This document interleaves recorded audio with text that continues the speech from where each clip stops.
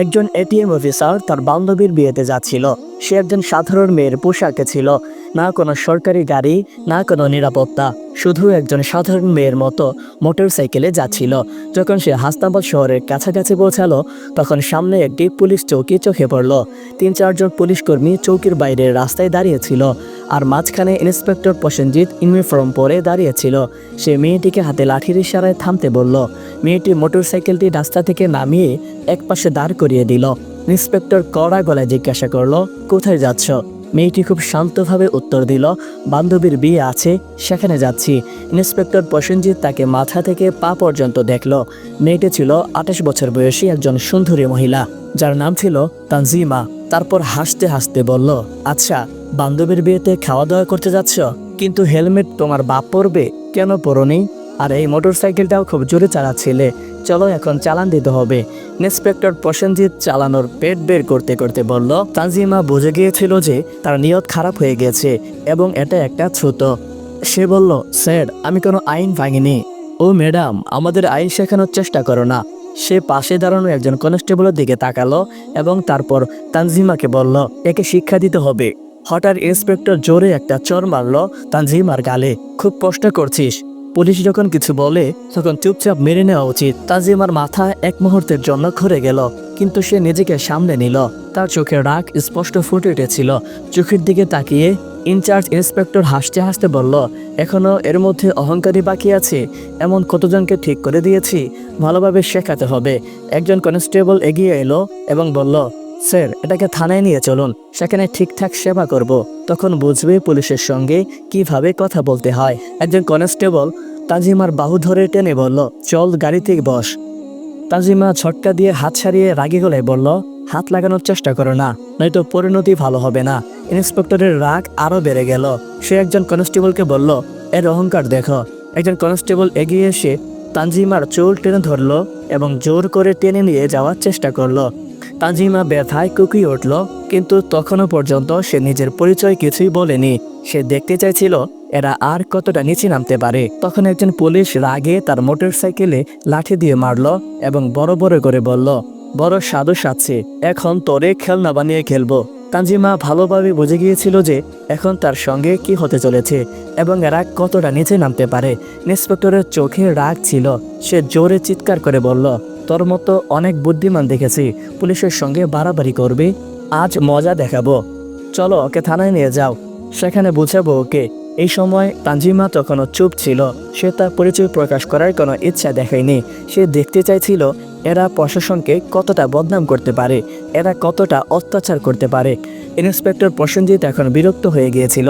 তার সামনে এমন একজন মহিলা দাঁড়িয়েছিল যার নরম সুন্দর গালে চড় পড়েছিল, যার চুল টেনে ধরা হয়েছিল, যাকে জোর করে বাহু ধরে রাস্তায় টেনে নিয়ে যাওয়া হয়েছিল, কিন্তু সে তখনও মূর্তির মতো নীরব দাঁড়িয়েছিল, না কোনো চিৎকার, না কোনো কান্না। ইন্সপেক্টর প্রসেনজিৎ ভেবেছিল থানায় বলে চিৎকার করবে। এই জেদি মহিলারকে চিৎকার করা যায়? এটা কেবল রাগ ছিল না, এটা এমন এক রাগ ছিল যে ভেতরে ভেতরে ফুটছিল।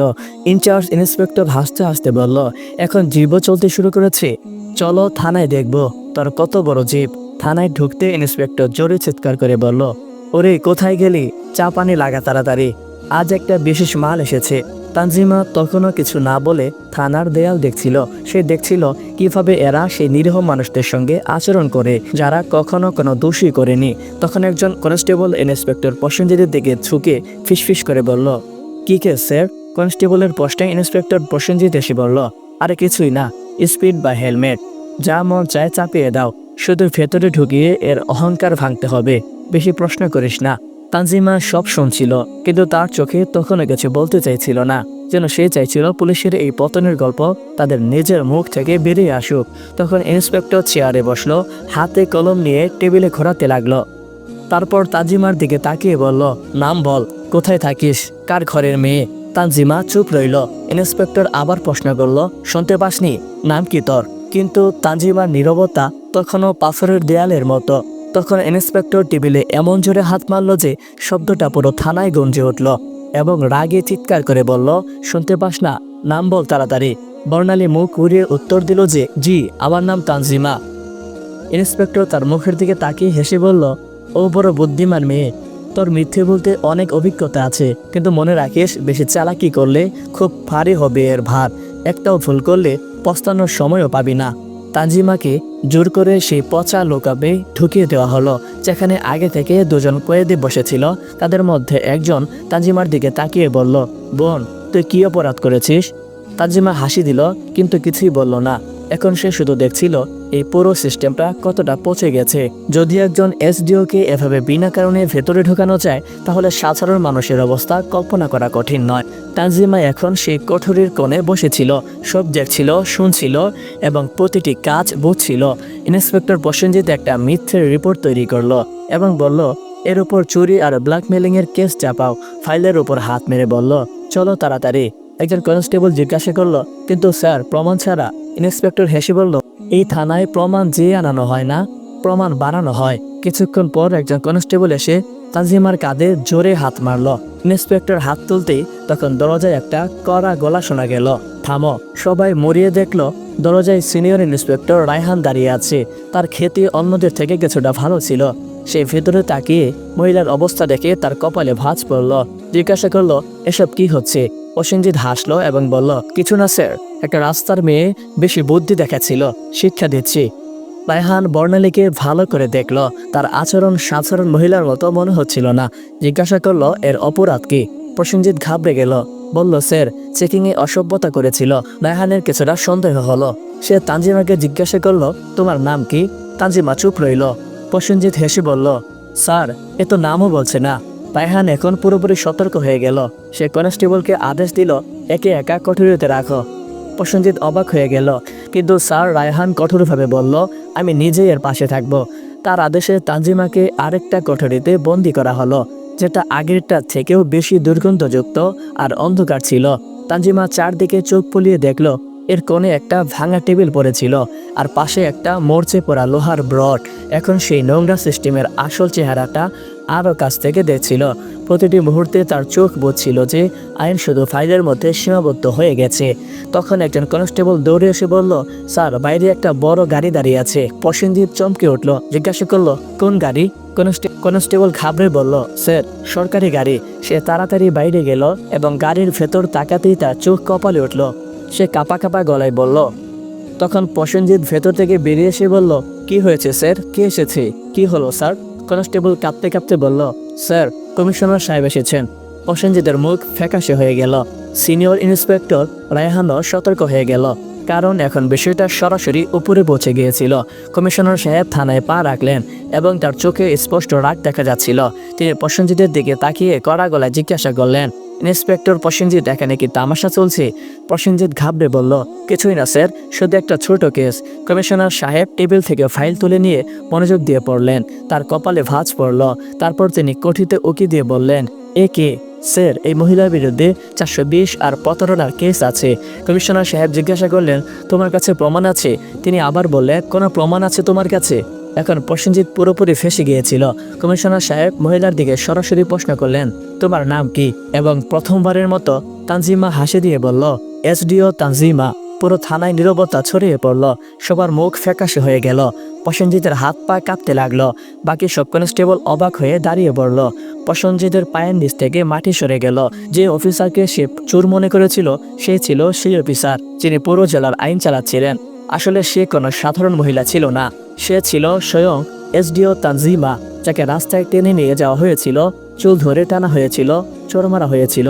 এই কথা সবার সামনে আসতেই পুরো থানায় হট্টগোল শুরু হয়ে গেল। সব কনস্টেবল স্তব্ধ হয়ে গেল।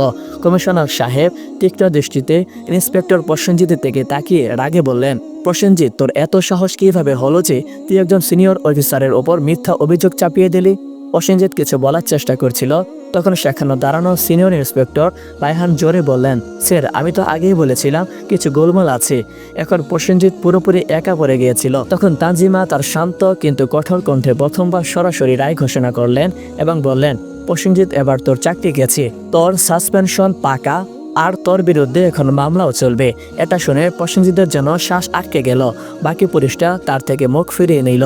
রায়হান সঙ্গে সঙ্গে হাঁক দিলেন, হাবিলদার সাহেব, এটাকে ধরে লকআপে ঢোকাও। কিন্তু তখন প্রসেনজিৎ পকেট থেকে একটা ভাঁজ করা কাগজ বের করে হাসতে হাসতে বলল, থামো ম্যাডাম, এটা আগে দেখে নাও। তারপর যা করার করো। সে কাগজটা দেখালো। কমিশনার এবং তানজিমা দুজনেই তৎক্ষণাৎ তার দিকে তাকালেন। প্রসেনজিৎ বলল, এই নাও আমার বদলির আদেশ। 3 দিন আগেই আমার বদলি হয়ে গেছে। এখন তুমি যতই রাগ করো আমাকে চাকরি থেকে বের করতে পারবে না। পুরো থানা আবার নীরব হয়ে গেল। তানজিমা কাগজটা হাতে নিয়ে পড়লেন। কমিশনারের চোখ তির্যক করে সিনিয়র ইন্সপেক্টর রায়হানের দিকে তাকিয়ে বললেন, যাও দেখো এই কাগজটা আসল নাকি শুধু দেখানোর জন্য। রায়হান কম্পিউটারের রেকর্ড দেখে মাথা তুলে বললেন, স্যার এটা তো আসল, কিন্তু এখনো এই নতুন ইন্সপেক্টরকে চার্জ হস্তান্তর করেনি। অর্থাৎ এখনো এখানকার আসল ইন্সপেক্টর হয়ে বসে আছে এবং সব দুষ্কর্ম এর দ্বারাই করা হয়েছে। এখন কেউ এটাকে বাঁচাতে পারবে না। তানজিমা তার চোখে চোখ রেখে বললেন, এখন তো নতুন ঠিকানা সেখানেই হবে যেখানে তুই অন্যদের ঢুকাতিস। কমিশনারও মাথা নেড়ে ইশারা করলে 2 জন কনস্টেবল তাকে ধরতে এগোতেই প্রসেনজিৎ আবারও চাল চালল এবং বলল, থামো ম্যাডাম, আমি একা নই। তোমার কি মনে হয় পুরো দোষ শুধু আমার? তারপর সে থানার অন্য পুলিশদের দিকে ইশারা করে বলল, এরা সবাই আমার সঙ্গে আছে, উপর পর্যন্ত সবাই জড়িত। কিছু পুলিশের মুখ রং উড়ে গেল। সিনিয়র ইন্সপেক্টর রায়হান পরিস্থিতি বুঝে এক এক করে তাকাতে শুরু করলো। তানজিমা কমিশনারের দিকে তাকিয়ে বললেন, এখন এই পুরো থানাটাই পরিষ্কার করতে হবে, কেউ বাদ যাবে না। কমিশনারও বললেন, যা হুকুম ম্যাডাম। তখন একে একে সবার হিসাব নেওয়া হবে। এই কথা মুখ থেকে বেরোতেই থানায় যেন বিদ্যুৎ পড়ল। থানার বাইরে কিছু সাংবাদিক চুপচাপ দাঁড়িয়েছিল, যাদের আগে থেকেই সন্দেহ ছিল যে থানায় কিছু বড় গোলমাল চলছে। যখন তারা খবর পেল যে পুরো থানা লাইন হাজির করা হয়েছে, তখনই তারা মোবাইল থেকে খবর ছড়াতে শুরু করলো। একটা চকচকে গাড়ি থানার সামনে এসে থামলো। দরজা খুললো এবং স্বয়ং এসপি সাহেব বেরিয়ে এলেন। চারদিকে তাকিয়ে দেখলেন সবার মুখ পড়ে গেছে। থানার সব অফিসার একপাশে দাঁড়িয়েছিল এবং এসপি সাহেব বললেন, এখানে কবে থেকে তামাশা চলছে। কিন্তু কমিশনার এবং থানা ইনচার্জ পুরোপুরি নীরব দাঁড়িয়েছিলেন। তখন তানজিমা সরাসরি এসপির চোখে চোখ রেখে বললেন, তোমার কি মনে হয় তুমি বেঁচে যাবে? রায়হান সঙ্গে সঙ্গে একটা ফাইল বের করে তানজিমার হাতে দিলেন। যে ফাইলটি এসপি সাহেবের সমস্ত কালো কাজের পর্দা ফাঁস করছিল। তানজিমা সেই ফাইলটা এসপি সাহেবের দিকে এগিয়ে দিয়ে বললেন, নাও দেখো, এতে তোমার সব কুকীর্তি লেখা আছে। এসপি সাহেবের কপাল থেকে ঘাম ঝরতে লাগলো। কমিশনার বিনা দেরিতে উচ্চস্বরে আদেশ দিলেন, ধরো ওকে, আর এক্ষুনি গ্রেপ্তার করো। পুরো থানা হতবাক হয়ে গেল। এত বড় অফিসারকে কেউ প্রথমবারের মতো এইভাবে প্রকাশ্যে চ্যালেঞ্জ করেছিল। এসপি গ্রেপ্তারের সঙ্গে সঙ্গে পুরো জেলায় ঝড় উঠল। বিষয়টা দিল্লি পর্যন্ত পৌঁছে গেল। মুখ্যমন্ত্রী পর্যন্ত খবর পৌঁছালো এবং সেখান থেকে সরাসরি আদেশ এলো, জেলায় যত অফিসার মিলে গোলমাল করেছে তাদের সবাইকে ধরে ভেতরে ঢুকাও। পরের 2 দিনের মধ্যে পুরো জেলা থেকে 40টারও বেশি পুলিশ অফিসার, 10টারও বেশি বড় অফিসার এবং কিছু রাজনৈতিক নেতা গ্রেপ্তার হয়ে গেল। পুরো হাসনাবাদ জেলার হাওয়া বদলে গেল। এখন চারদিকে শুধু একটাই আলোচনা চলছিল, এসডিও তানজিমায়ের সততা এবং সাহস, যিনি পুরো পচা সিস্টেমটাকে নাড়িয়ে দিয়েছিলেন। এখন প্রশাসনে একটা নতুন গতি ছিল, একটা নতুন চিন্তা ছিল এবং সবচেয়ে বড় কথা, একটা ভয় ছিল যে এখন কেউ বাঁচতে পারবে না। তানজিমার কাজ শেষ হয়েছিল। তিনি দেখিয়ে দিয়েছিলেন যে যদি মনের ভেতর থেকে নিয়ত পরিষ্কার থাকে তাহলে পুরো দেশেও সংশোধন করা যায়। ভিডিওটা শেষ পর্যন্ত দেখে থাকলে প্লিজ একটা লাইক ও সাবস্ক্রাইব করে পাশে থাকবেন। এতক্ষণ আপনাদের সাথে ছিলাম এসকে আরমান আহাদ। ভিডিও শেষ পর্যন্ত থাকার জন্য অসংখ্য ধন্যবাদ।